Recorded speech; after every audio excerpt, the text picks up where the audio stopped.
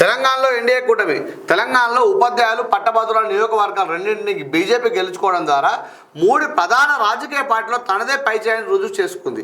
కాంగ్రెస్ బలహీనపడుతున్న అభిప్రాయానికి బలం చేకూరుతుంది. ఇదే ధోరణి కొనసాగితే వచ్చే ఎన్నికల నాటికి కాంగ్రెస్ పరిస్థితి ఏమిటన్నది ఇప్పుడు చర్చనీయాంశంగా మారింది. ఇది ఆర్కే పలుకులు చెప్తా ఉన్నాడు. గమనించిన మిత్రులారా, దానికోసం ఆంధ్రజ్యోతి పేపర్ తీసుకోవడం జరిగింది. అయితే ఏపీతో పోల్చితే తెలంగాణలో బీజేపీ మొదటి నుంచి కొంత బలంగా ఉంది. ఎన్డీఏను పరిశీలన చేయాలని మోడీ భావిస్తున్నందున వచ్చే ఎన్నికల నాటికి తెలంగాణలో కూడా ఎన్డీఏ ప్రయోగం అమలు చేస్తారన్నది ప్రశ్న కొన్ని రోజులుగా వినిపిస్తుంది. ఏపీలో తెలుగుదేశం, జనసేన, బీజేపీ కూటమిగా ఏర్పడి ఘన విజయం సాధించాయి.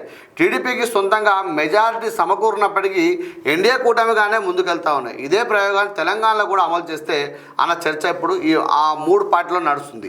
టీడీపీ సొంతంగా పోటీ చేస్తే ఒక్క సీటు కూడా గెలుచుకోకపోవచ్చు, కానీ ప్రధాన పార్టీతో జత కట్టి పోటీ చేస్తే ఎన్నికల ఫలితాన్ని ప్రభావితం చేయగలదు. గమనించండి మిత్రులారా, ఈ నేపథ్యంలో తెలంగాణలో కూడా పోటీ చేస్తామన్న అభిప్రాయాన్ని చంద్రబాబు ఈ మధ్య వ్యక్తం చేస్తున్నారు. తెలంగాణలో ఎన్డీఏ కూటమి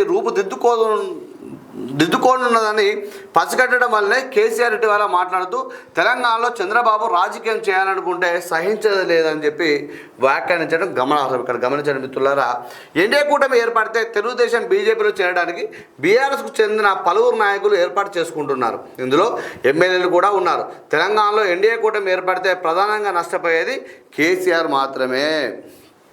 అయితే ఈ పరిణామాలు గమనిస్తున్న కేసీఆర్కి లాభం లేదు. జనంలోకి వెళ్లాలని నిర్ణయించుకున్నారు. ఇక మీదట అసెంబ్లీకి హాజరవుతానని ఆయన తాజాగా ప్రకటించారు. ఎమ్మెల్సీ ఎన్నికల ఫలితాలతో బీజేపీ ప్రస్తుతానికి మంచి ఊపు మీద ఉంది. కేసీఆర్ మాత్రమే కాదు, రేవంత్ కూడా మేలుకోవాల్సిన అవసరం ఉంది.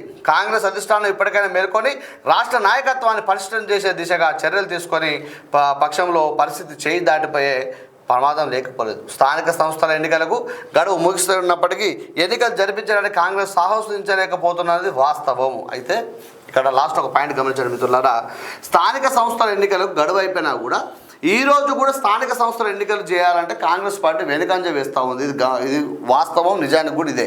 ఎందుకంటే ఈరోజు స్థానిక సంస్థల ఎన్నికలకు పోతే కాంగ్రెస్ పార్టీ ఇచ్చిన హామీలను ఏవైతే ఉందో ఆ తీవ్రంగా ప్రజల నుంచి ఎదుర్కోవాల్సి వస్తుంది. కాబట్టి ఆ సంక్షోభం అనొచ్చు, లేకపోతే దాని ఏమంటారు తిరుగుబాటు అనుకోవచ్చు, ఇంకేమని అనుకోవచ్చు. అయితే కాంగ్రెస్ పార్టీ మీద అనేక రకాలుగా విమర్శలు ఇప్పటికే వస్తూ ఉన్నాయి. కాబట్టి ప్రజల్లో వ్యతిరేకత పెరిగిపోతూ ఉన్నది. కాబట్టి స్థానిక సంస్థలకు పోతే ఉన్న నాయకులు గెలిచే పరిస్థితి లేదు గ్రామాలలో. వాస్తవానికి కూడా అదే నిజం. కాబట్టి కాంగ్రెస్ పార్టీ ఈరోజు కూడా ఎన్నికలు పెట్టడానికి భయపడుతున్నదని చెప్పడానికి వాస్తవానికి ఇదే నిజము, ఇదే జరుగుతుంది కూడా.